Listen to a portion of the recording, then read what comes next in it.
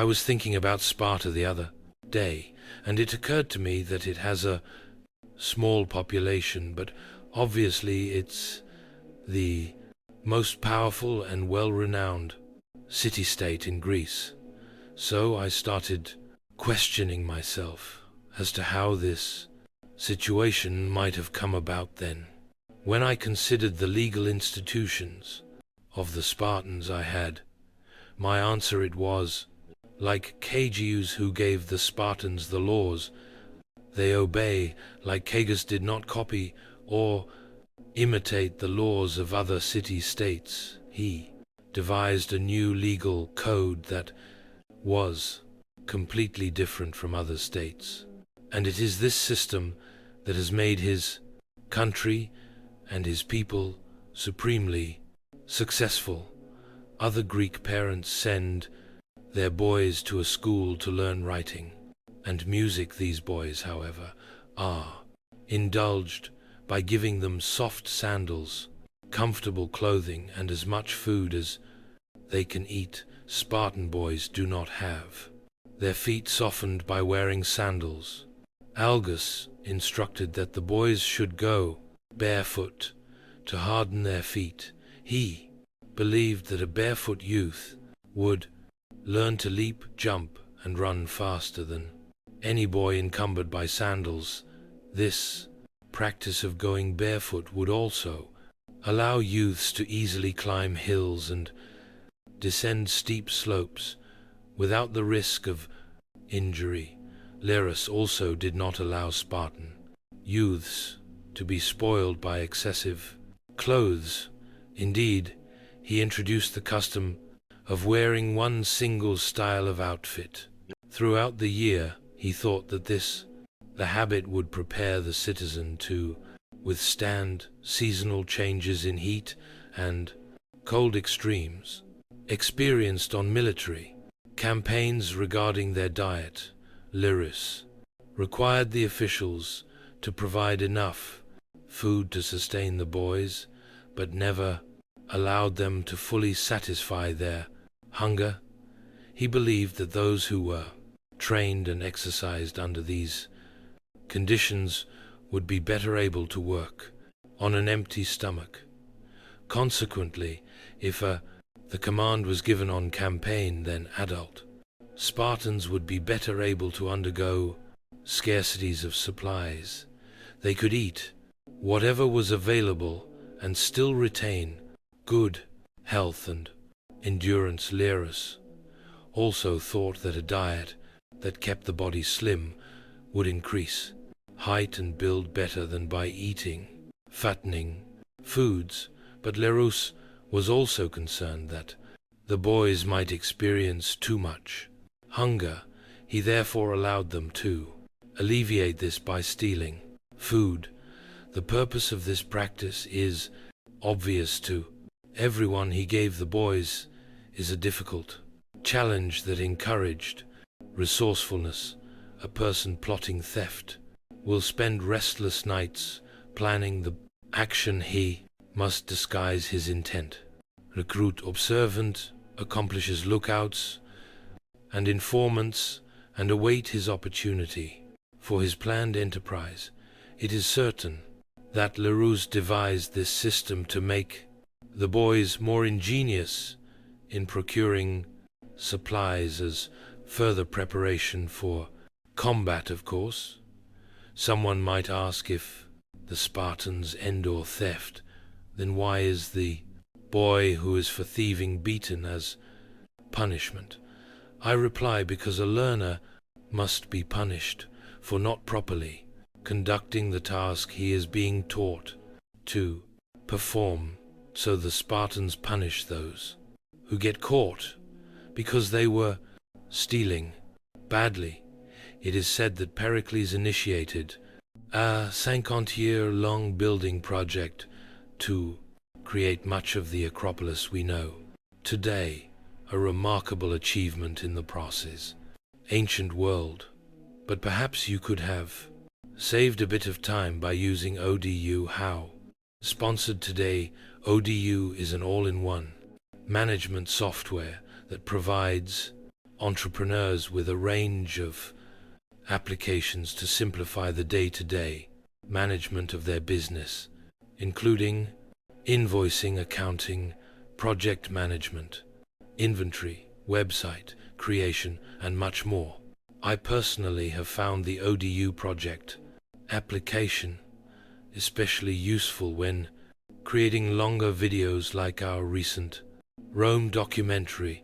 To ensure that my project runs smoothly, I can create tasks, assign them, and add deadlines. I personally ed the Common View, which is perfect for organizing tasks by stage, like sticky notes, keeping everything clear and visual, but they also have the Gantt view, providing a timeline with task, dependencies and deadlines, and the list view lets you perform batch actions. It was very straightforward, and I was able to manage information in one place much easier than it would have otherwise, and all of this for free. ODU allows you to manage your projects for free with its lifetime free first app offer, including unlimited hosting and support. So click on the link below to try ODU. Thanks to ODU for supporting history content on YouTube. I must begin with the origin of the state, which derives from the production of children in other states. Girls are destined to become mothers and are brought up in the traditional ways. They are only allowed a simple existence with limited access to any extra consumables or even luxuries. They denied wine, or else their drink is diluted with water, reducing its effect. Greeks expect their girls to sit about and be less active and more withdrawn than males. They imagine that women raised in this manner will be content to work quietly within the household, doing the task of wool work or other handicrafts. But how can we expect women brought up in this manner to give birth to superior children? Lycurgus thought that the labor of slave women would be sufficient to supply enough clothing and perform any other household craft work. He believed that motherhood was the most important function of freeborn citizen women. Therefore, his prime dictate was that females should undergo as much physical training for this role as men do for theirs. So he established athletic races and trials of fitness for women. Competitors for Lycurgus believed that if both parents are powerful and energetic people, they will produce stronger offspring. In addition to this, he withdrew a man's right to take a wife whenever he chooses. To do so, his directives ensured that men marry when they are in their physical prime, as this increases the production of the healthiest children. If a man is impeded by old age or infirmity, another male in good mental and physical strength can procreate on his behalf. Likewise, if a wife is unable to produce healthy children, then a man can seek a surrogate, providing her husband consented. These offspring would be brothers, but with no claim on property. So Lycurgus imposed regulations regarding the breeding of children that were very different from the other city-states. By this means he successfully populated Sparta with a race of men who are superior in size and strength. Anyone who wants to see this can inspect the Spartans and judge the result for themselves. If a man is attracted by their physical form of a boy, that connection is banned, as it is an abomination. This prohibition has prevented the practice. It is as rare as incestual intercourse with children or sexual relations between brothers and sisters. I'm not surprised that other Greeks refused to believe this statement, that their laws do not oppose this behavior. This is the Spartan system of education, and I've explained how it differs from that of other Greek city-states. Others can easily judge which system produces the more obedient, respectful, and self-controlled citizens. Lycurgus was concerned that when their warden was absent, the boys would have no ruler. He therefore gave authority to any Spartan citizen who happened to be nearby. He granted them powers to command the boys to perform some action or punish them for misconduct. This made the boys more respectful of authority, like KGUs. Insisted that Spartan youths walk in silence and keep their hands concealed. Beneath their cloaks, they must keep their eyes fixed on the ground and not look directly at adult citizens. These rules have proven that a humble condition, when practiced by males, can even exceed the modesty expected from women. Indeed, I would expect a stone statue to speak before I could hear an outburst from a Spartan youth. I think it would be easier to attract the attention of a bronze figure. Indeed, Lycurgus believed that if he could get young men to compete against each other to achieve certain positions, then everyone might gain a higher level of masculine prowess. I will explain how he encouraged this competition. This struggle is most highly prized by the gods. Each competitor strives for superiority with all their personal might. So by these means they support and enhance the city-state. I've described the codes that Lycurgus imposed to regulate the successive stages of citizen life. I will now describe the system he established for all adult citizen. Lycurgus established customs at Sparta that are different from other Greek communities in other city-states. Men try to make as much money as they can. Some citizens are farmers, others are ship owners or merchants, or they practice different craft skills. But in Sparta, Lycurgus forbade freeborn citizens to have any involvement in these businesses.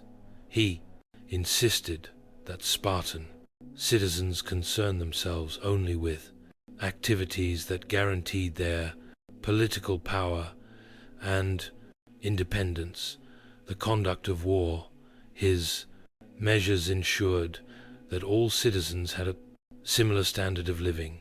Regulated meals and the food supply was collected from equal contributions in the dining clubs, so this eliminated the attraction of wealth for the sake of indulgence. There is also no temptation to gain wealth to spend on expensive garments. Men are not judged on their clothing, but by the excellence of their physique. A man might amass wealth to spend on his dining comrades, but he receives more respect from personal effort and performance than could be gained from material offerings. Lycurgus also introduced other measures to make it impossible for Spartans to make money by unfair means. Firstly, he established a system of coinage involving heavy iron bars. Even a sum as small as 10 minutes could not be moved into a household without the master and his servants being aware of the transaction. A large sum of this money would fill a room and require a wagon for transport. Furthermore, Sparta has regulations permitting property searches and if gold and silver were discovered on a premises, then a fine was imposed. Money-making was therefore eliminated as the main preoccupation of the city. Lycurgus found the Spartans living in family households like the other Greeks, but he considered that these private spaces limited the full cohesion of society.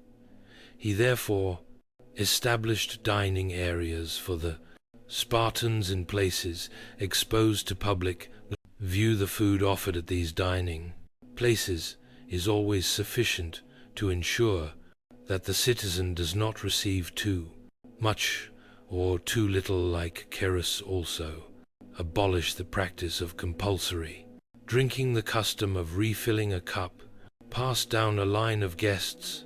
He thought that this practice destroyed both the body and the mind. Instead, he instructed that every person was to have their own cup and drink only when they wanted to. Eros believed that this was the least harmful and most rewarding way to consume wine. These public dining places also removed the possibility that men might ruin their fortunes and family inheritances by providing feasts full of gluttonous foods and overabundant drinks. Lycurgus also observed the impact that rations had on workers. A man who works hard due to his duties or personal character will have a superior physique. He therefore required the senior instructor in every gymnasium to set activities appropriate to the food portions being consumed. Their training exercises equally enhanced their legs, arms, and necks. I personally believe that Lycurgus succeeded in this measure, but the Spartans are clearly the healthiest and most robust of all men. Spartan institutions differ in other ways from ordinary Greek practices. In most city-states, each man has control of his own children, servants, and goods, but Lycurgus wanted to guarantee that all citizens had a common unity and gained advantage from each other. He therefore gave every father authority over other men's children. When fathers have this authority, they will treat other children as they expect their own to be treated. Indeed, it is considered a disgrace if a grace son complains to his father after being beaten by another boy's father. The son is quite likely to receive another beating. A similar scheme existed for horses, and if a citizen falls ill or needs to reach somewhere quickly, he is permitted to borrow a horse from anywhere he finds it.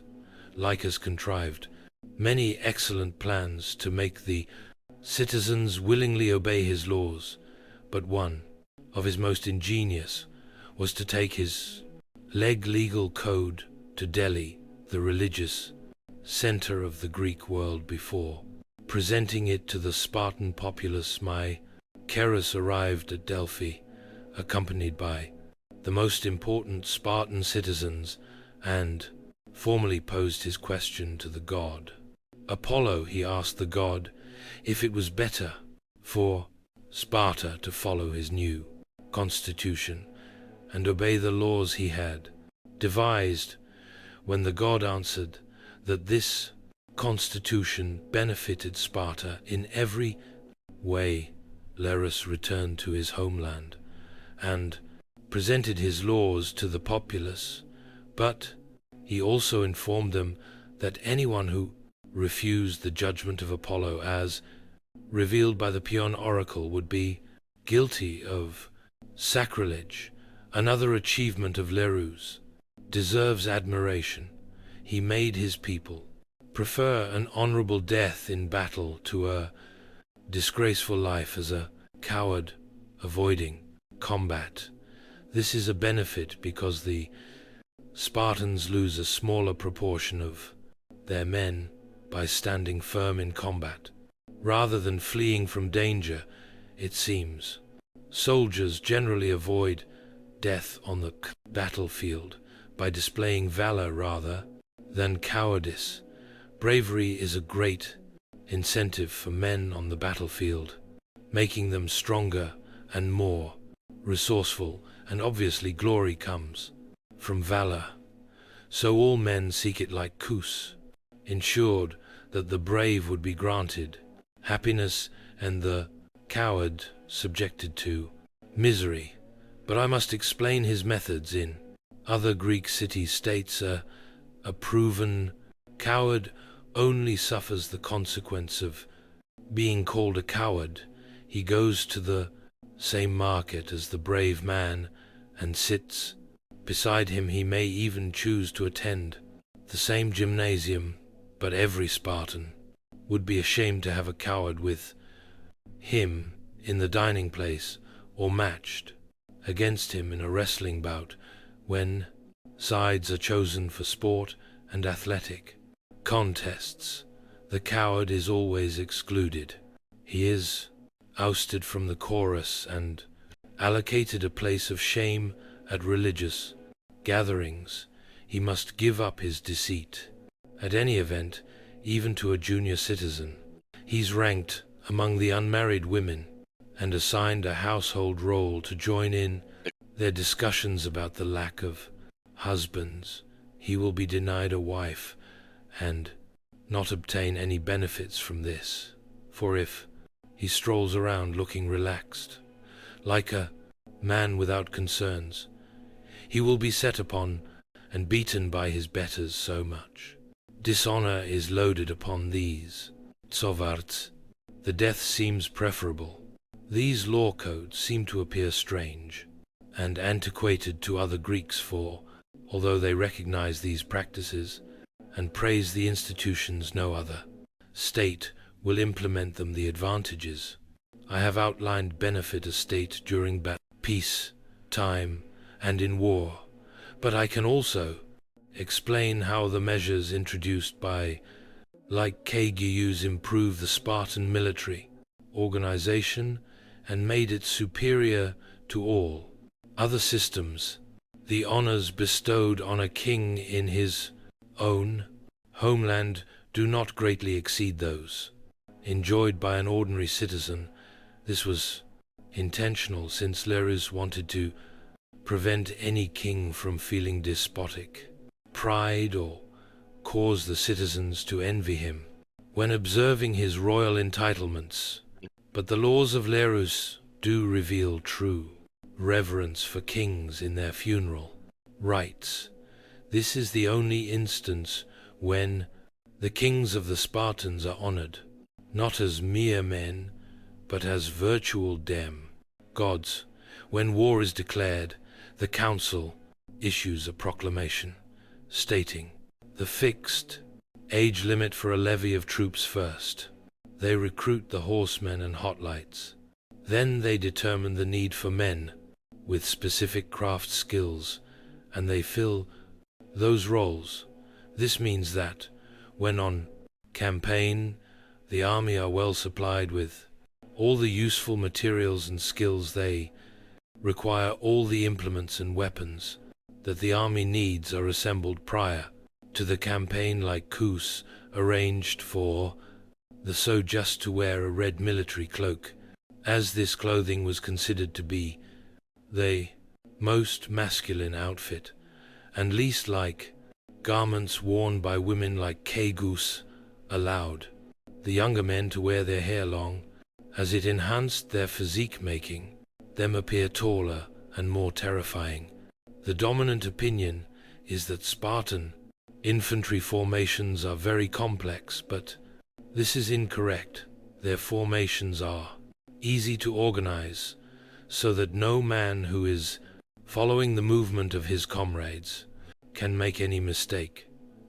Some soldiers have the privilege of leading the ranks, and the rest simply follow orders. Their law also requires all Spartans to practice regular gymnastic exercises on campaign. This bolsters their pride and allows them to demonstrate their physical prowess. Their race courses are always within the regimental space, so that no man is ever far from his weapons as he exercises. Before battle, an order is given for the best soldiers to polish their military kit. It's also accustomed for the young warriors to comb and dress their hair before combat. Then they are reminded of their obligations and expected to be boisterous. The men then shout encouragements to their officers. Anyone viewing these arrangements must certainly think that all other Greek soldiers are amateurs, merely improvising their tasks. Only the Spartans are the true artisans and masters of warfare. The Greeks that awaited the Persians in that place were these of the Spartans: 300 men-at-arms, Th000, Tans and Manans, from Oronus in Arcadia, 120, and 1,000 from the rest of Arcadia. Besides these Arcadians, 400 from Corinth, 200 from Phas, and 80 Means, from Boeotia 700, Thespians, and 400 Thebans. All these had their generals, each city its own, but he that was most regarded and was leader of the whole army was Leonidas of Ladon. These, the men with Leonidas, were sent before the rest by the Spartans, that by the sight of them the rest of the allies might be moved to arm, and not, like the others, take the Persian part. Such had been their intent. But the Greeks at Theropo, whom the Persian drew near to the entrance of the pass, began to lose heart and debate whether to quit their post or no. Leonidas gave his vote for remaining where they were, and sending messages to the cities to demand aid, seeing that he and his were too few to beat off the Median host. While they thus debated, Xerxes sent a mounted watcher to see how many they were, and what they had in hand. The horseman rode up to the camp and viewed and overlooked it. There he saw some of the men at exercise and others combing their hair, marveling at the sight, and taking exact note of their numbers. He rode back, unmolested, non-pursuing, nor at all guarding him. So he returned and told Xerxes all that he had seen. When Xerxes heard that he could not understand the truth, namely, that the Lacedaemonians were preparing to slay, to the best of their power, or be slain, what they did appeared to him laughable. Therefore he sent for Demaratus, the son of Ariston, who was in his camp, and when he came, questioned him of all these matters, that he might understand what it was that the Lacedaemonians were about. I've told you already, said Demaratus, of these men when we were setting out for Hellas, but when you heard, you mocked me. Now hear me once more. These men are come to fight with us for the passage, and for that they are preparing for it. Is their custom to dress their hair whensoever they are about to put their lives in jeopardy. Moreover, I tell you that if you overcome these and what remains behind it, Sparta, there is no other nation among men, O king, that will abide and withstand you. Now are you face to face with the noblest royalty and city, and the most valiant men in Hellas. Ceres deemed what was said to be wholly incredible, and further inquired of him how they would fight against his army, being so few. O King Darius answered, call me a liar if the event of this be not what I tell you. Yet, for all that Xerxes would not believe him for the space of 4 days, the king waited, ever expecting that the Greeks would take to flight. But on the Greeks' 5th, seeing them not withdrawing, and deeming that their remaining there was but shamelessness and folly, he was angered. The Greeks at thermopolymerization were divided, some advising that they should not leave their post, and some disagreeing, and presently they parted asunder, these taking their departure, and dispersing each to their own cities, and those resolving to remain where they were. With Leonidas, it is said indeed that Leonidas himself sent them away, desiring in his care for them to save their lives, but deeming it unseemly for himself and the Blanche Spartans to desert their post which they had first come to defend. And so Xerxes, having its son offered libations, made his assault. The foreigners that were with Xerxes attacked, but the Greeks with Leonidas, knowing that they went to their death, now met their enemies outside the Naros, and many of the foreigners were there slain, for their captains came behind the companies with scourges, and drove all the men forward with lashes. Many of them were thrust into the sea, and there drowned, but more by far were trodden down bodily by each other, none regarding who it was that perished, for inasmuch as the Greeks knew that they must die by the hands of those who came around the mountain, they put forth the very utmost of their strength against the foreigners in their recklessness and frenzy. By this time the spears of most of them were broken, and they were slaying the Persians with their swords. There, in that travail, fell Leonidas, fighting most gallantly, and with him other famous Spartans. So 2 brothers of Xerxes fell there in the battle, and there was a great struggle between the Persians and the Lacedaemonians over Leonidas's body, till the Greeks of their valor dragged it away, and 4 times put their enemies to flight.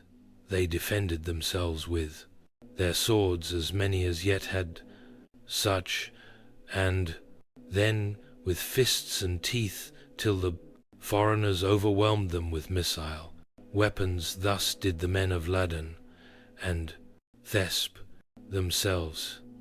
Yet the bravest of them all, it is said, was Diones, a Spartan, of whom a certain saying is reported. Before they joined battle with the Mes, it was told to Dionis that the enemies were so many that when they shot with their bows, the sun was hidden by the multitude of arrows. But being in no way dismayed by this, Diane said, "You bring us good news, for if the Mes hide the sun, we shall fight them in the shade." All these, and they that had died before any had departed at Leonidas's bidding, were buried where they fell, and there is an inscription over them, which is this: for O0 warriors, flower of Pelops, land did here against 300 myriads stand. This is the inscription common to all.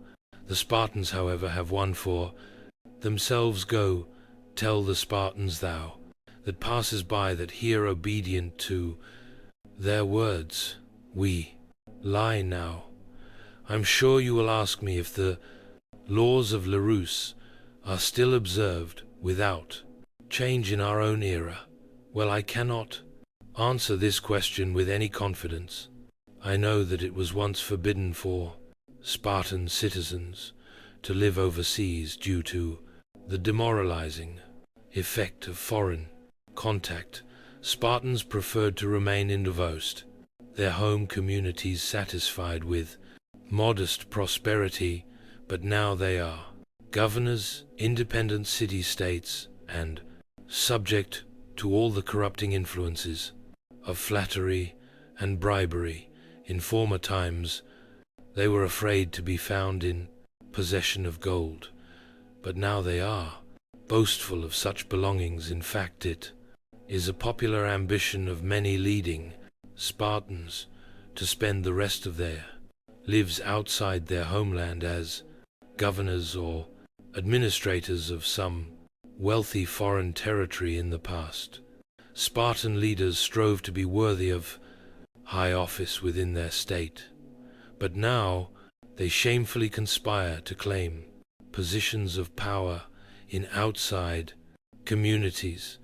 The Greeks used to come to Sparta begging the state to lead them against reputed wrongdoers, but now many Greeks are calling upon one another to oppose any revival of Spartan supremacy. I am not surprised that these criticisms are being directed at the Spartans. It is clear that they no longer obey or manifest the will of their gods, and the laws of